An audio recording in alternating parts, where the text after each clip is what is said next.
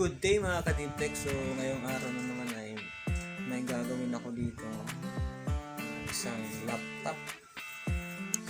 Ang sira nitong laptop ay yung LCD. So nangalahati na yung display. So tinanggal ko na nga yung display. So ito na. Ayan.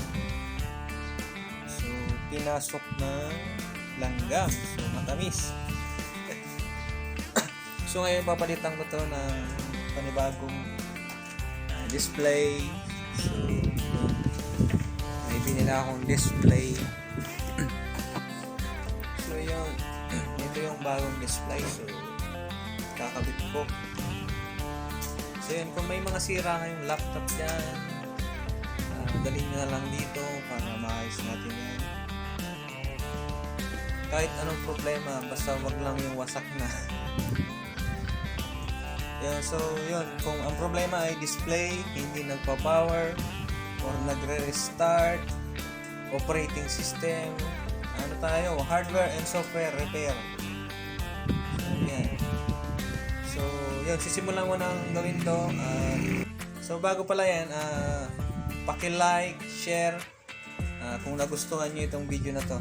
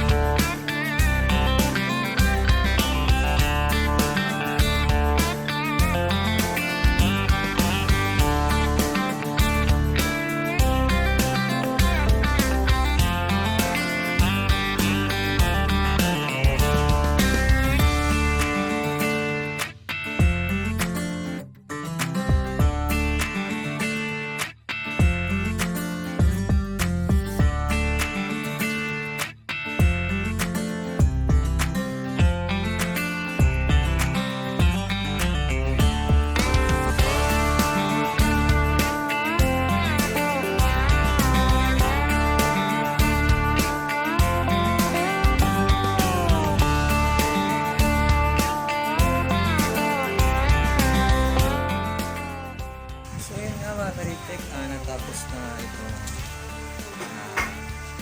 LCD screen installation. So makikita nyo working na po yung screen. So i-try run na lang po ito para makita kung okay na ba talaga yung LCD screen. So bali sasara ko na lang to. All goods na, testing na lang. Ulitin ko ulit. So ngayon ulitin ko, kung may mga sira kayong laptop, cellphone, or any gadget na meron kayo, pwede naman kayong mag-inquire at PM nyo na lang ako or message nyo ako sa page sa Ferds Electronics, message nyo na lang ako. So bali ayun lang mga boss, follow, like and share para makarating kung saan.